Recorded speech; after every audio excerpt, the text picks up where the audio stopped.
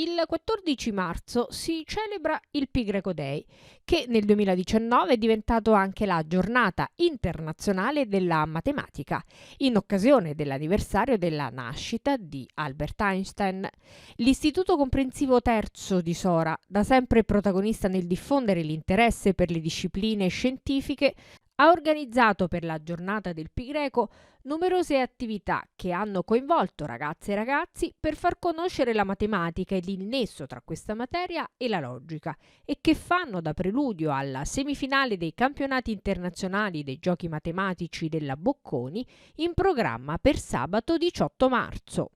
Anche oggi abbiamo intrapreso un percorso riguardante il Pi Greco come numero irrazionale, quindi abbiamo voluto approfondire questo concetto con i ragazzi, soprattutto delle seconde medie, e quindi conoscere più da vicino, così come vediamo nel cartellone, il mondo fantastico dei numeri irrazionali. Quindi siamo partiti appunto con chi ha dato il via a tutto ciò, cioè una delle pietre più preziose della matematica, ossia Pitagora, con il suo teorema, e i ragazzi si sono divertiti a fare la classica dimostrazione con i quadrati e diciamo i triangoli vari, quindi sul cartellone presente. Poi siamo passati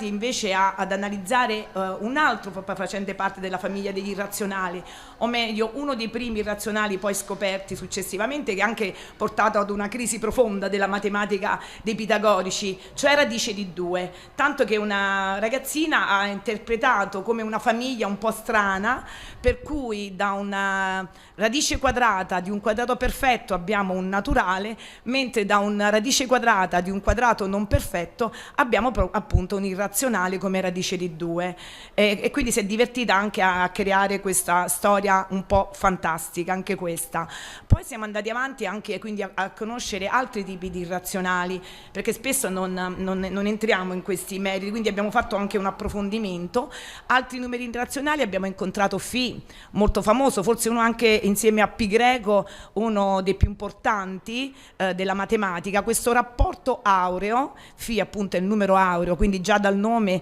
capiamo la sua importanza, no? E perché è aureo? Anche perché entra in gioco nella bellezza anche diciamo legata, come possiamo vedere nella parte bassa, nella natura, cosa che ritroviamo questa spirale legata anche ai numeri di Fibonacci, quindi alla sequenza di Fibonacci.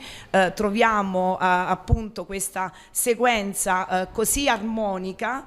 che diverse cose, diversi rettangoli appunto hanno questo tipo di dimensioni, anche loro incommensurabili. Per passare anche ad altri lavori, a molti altri lavori invece legati più che altro alla matematica per tutti, che poi è l'argomento principale di quest'anno del Pi Greco Day. E quindi abbiamo diciamo dei cartelloni in cui i ragazzi si sono divertiti a fare a casa dei dolci, dei biscotti, e poi l'hanno fotografati non potendoli portare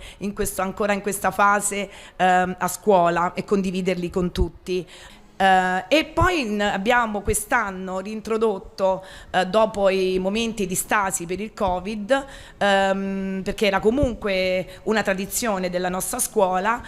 il gioco degli scacchi, e quindi è da ieri che ci sono le selezioni per degli scacchi, e ancora i ragazzi stanno appunto giocando nell'aula STEM per poi potersi scontrare in ultimo e trovare la finale. Loro erano molto emozionati e contenti di potersi, anzi molto puntigliosi e concentrati, forse mai visti in questo modo concentrati durante le lezioni normali. A fine giornata gli alunni delle terze classi in uscita, insieme ai docenti, hanno celebrato il Pi Greco Day in modo più irrazionale, proprio come i numeri che avevano sulla schiena.